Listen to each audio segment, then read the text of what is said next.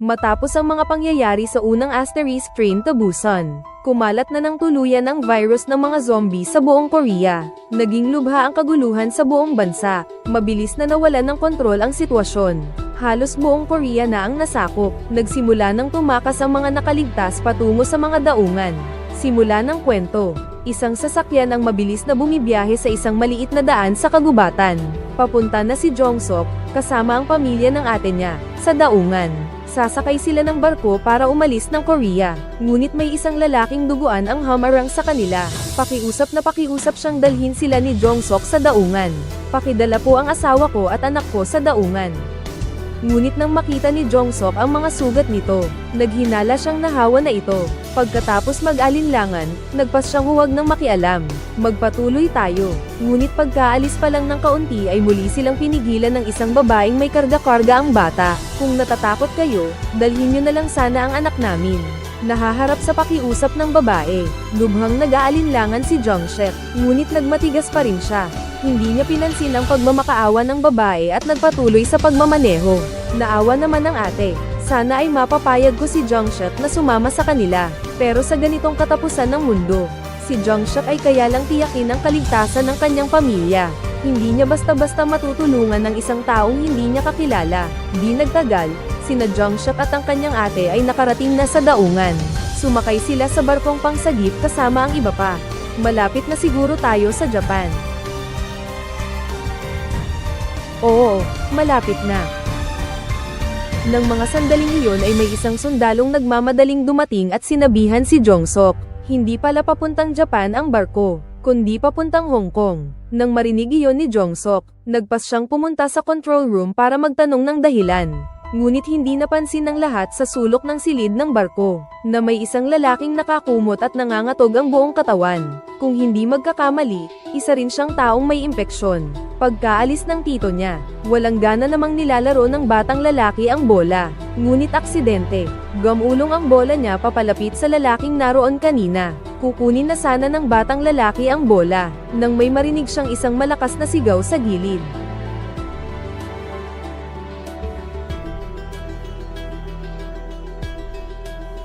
Samantala, si Jong-sok ay nasa cockpit na. Gusto niyang itanong kung bakit papuntang Hong Kong. Ngunit ang mga opisyal sa itaas ay hindi sumagot ng direkta. Pinaupo na lamang siya. Sisimulan na sana ni Jong-sok na magsalita, nang may isang sundalong dali-daling dumating. May problema, may mga taong nahawa sa loob ng cabin.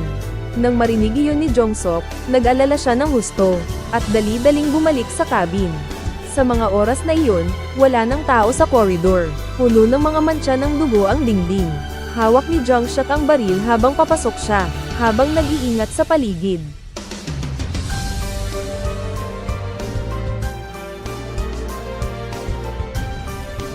May mga zombie na sa labas ng cabin.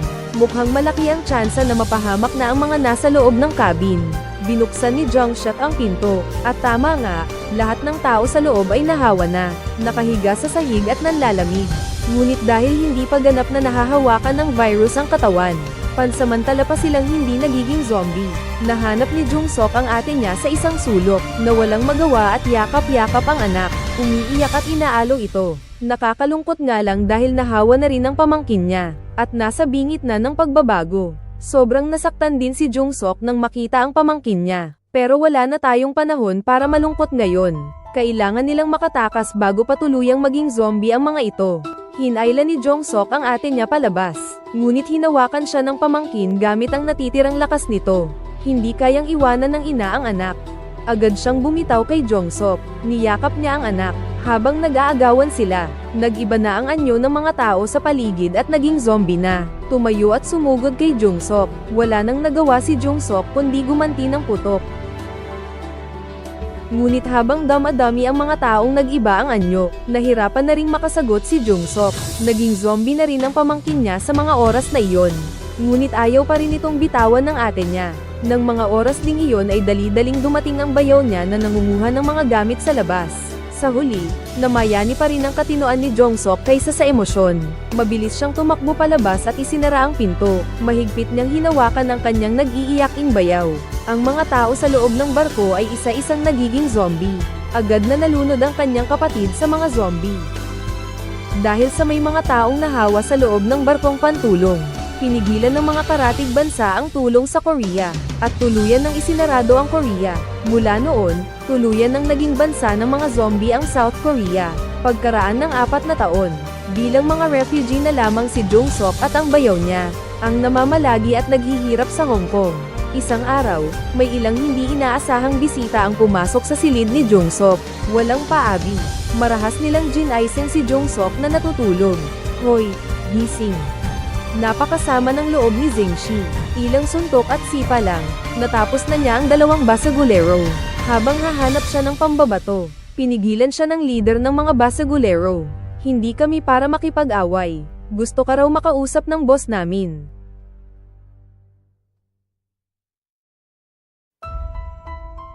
Dinala si Zingshi sa harap ng tinutukoy nilang boss. Hindi niya inaasahan na ang nakaupo sa sofa ay ang kuya ng kanyang asawa. Parang wala nang magawa si Jong-sok habang lumalapit siya, at gusto niyang alisin ang bayaw niya roon. Umalis na tayo. Bitawan mo nga ang kamay ko. Nang biglang may lumabas na isang dayuhan mula sa kwarto. Mukhang siya nga ang tinutukoy ng mga basagulero na boss. Diretso sa punto ang boss, walang paligoy-ligoy. Diretsahang sinabi ang gusto niya. Bagamat naging isang wasak na lugar ang Korea, marami pa ring natitirang ginto at alahas. Para sa mga taong gustong sumubok ng kapalaran, puno ng oportunidado ang lugar na iyon. Ngunit mariin itong tinanggihan ni Jong-sok. Sa pananaw niya, isang kahangalan ng pagpunta sa isla. Kaya, ang lahat ng bansa sa paligid ng peninsula ang namamahala sa pagsusuri sa lahat ng mga barko at eroplano na dumadaan. Paano tayo makakapasok at makakalabas? Pero para sa boss, wala naman niyang problema. Basta't may pera, kaya nating lampasan ang blockade sa dagat. Noong una pa lang pala, nagpadala na ng tauhan ang boss. At may 20 milyong dolyar na nakasakay na sa sasakyan. Pero lahat sila'y napahamak sa kalagitnaan ng biyahe, at iniwan ang sasakyan sa isang lugar na tinatawag na Emathyaw. Magkano ang kaya ninyong ibigay sa amin? Hindi na napigilan ng bayaw na itanong ang bayad sa kanilang pagpunta, lalo na't ang misyong ito ay babalik sa Korea na puno ng mga zombie. Napaka-generous naman ng boss at sinabi na kung magtatagumpay sila, ibibigay niya ang kalahati ng pera sa kanila. Iyon ay 2.5 million USD kada isa. Sapat na ang halagang iyon para mabuhay ng walang problema si Jong-shek, at makalaya na sa pagiging refugee. Pinag-isipan daw mabuti ng boss ang lahat. Para sa inyong kinabukasan, pag-isipan ninyo ng mabuti. Lubhang natukso ang bayaw. Paulit-ulit na kinukumbinsi si Jong-shek na tanggapin ang trabaho. Ngunit para kay Jong-shek, napakasimple ng pag-iisip ng bayaw niya sa bagay na ito.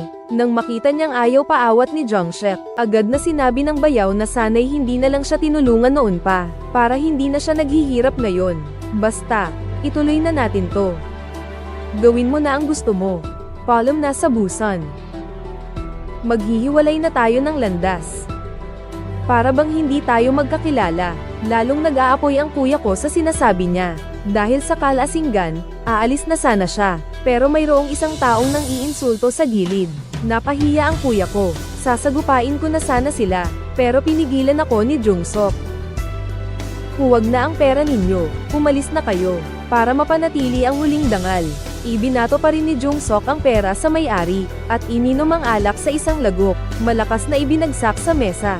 Parang nagdesisyon na rin si Jong-sok sa sandaling iyon. Handa na akong tanggapin ang trabahong ito. Pagkatapos nito, ayoko nang mabuhay ng ganitong buhay na hinahabol-habol. Di nagtagal, isang maliit na bangka ang palihim na lumitaw sa karagatan malapit sa Korea sa takip siling. Dahil naayos na nila ang kanilang pagpunta sa Korea, wala silang inabot na anumang pagpigil sa kanilang paglalakbay. Nasa loob ng bangka ngayon, sina Jong-sok at ang iba pa ay naghahanda para sa paglanding sa isla. Dahil sa gabi, ang mga zombie ay pangunahing umaasa sa pandinig, kaya ang silencer ay kailangang ilagay. Sinabi ng mga gangster sa lahat, ang bangka ay maghihintay sa kanila sa pampang ng 3 araw. Pagkatapos ay binigyan niya pa sila ng 2 satellite phone para makipag-ugnayan. Sa misyong ito bukod kay Jong-sok at bayaw, mayroon pang 2 Koreanong nakasama sa opisina ng boss noong nakaraang mga araw. Handa na ang lahat, ilang tao ang, sa takip ng dilim, ay palihim na naglalayag sa bangkang pangtubig patungo sa pinagbabawal na lugar na ito ng kamatayan. 4 na taon na ang nakalipas. Ang dating masiglang lungsod na ito ay naging isang guho na lamang. Punong-puno ng mga lumubog na barko ang dagat, puno ng mga sirang sasakyan ang Pampang. Napalilibutan na ng mga baging ang mga container van. Maingat na sumusulong ang apat, gamit ang night vision. Pero wala namang zombie sa paligid. Huminto si Jungshek na namumuna. Nakita niya ang mga huling mensahe sa lupa na hindi na nakatakas. Parang kinalimutan na tayo ng Diyos. Lumapit ang lalaking katabi niya sa isang sasakyan. Nakita niyang nakasaksak pa ang susi. Pagkatapos ng ilang pagkilos, pinaandar ng lalaki ang sasakyan. Agad silang sumakay. Pumunta kami sa lugar na sinabi ng boss.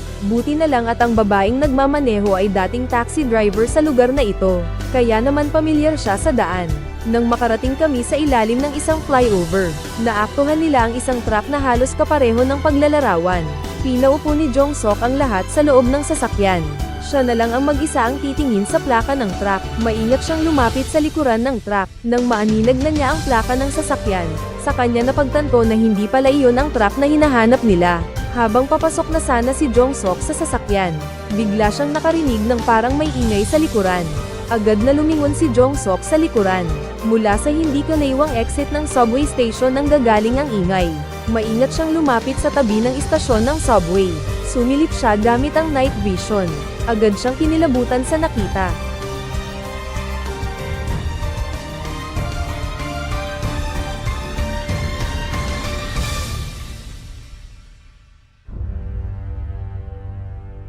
Dito ay hindi dapat magtagal. Nagmamadaling sumakay si Xingxi sa sasakyan at umalis sa lugar na iyon. Ilang katao pa ang nagpatuloy sa pagmamaneho. Maya-maya pa ay may nakita na naman silang isang truck. Bumaba si Xingxi at ang mga kasamahan niya para tingnan.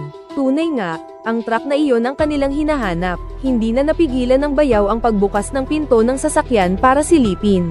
Puno iyon ng mga dosenang itim na handbag. May mga nakabalot na bagong perang dolyar sa loob ng bag. Totoo nga. Totoo ang sinasabi nila, at mga dolyar lahat yon.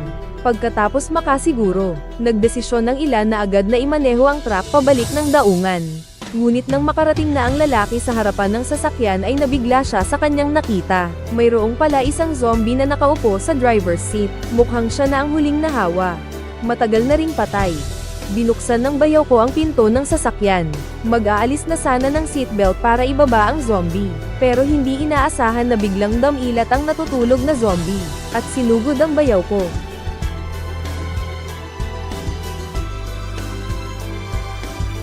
Mabilis na hinayla ni Jungshek ang bayaw ko, at binaril ang zombie. Aalis na sana sila, pero ang pagtunog lang naman ng busina kanina, ay nakapukaw na ng atensyon ng lahat ng zombie sa paligid.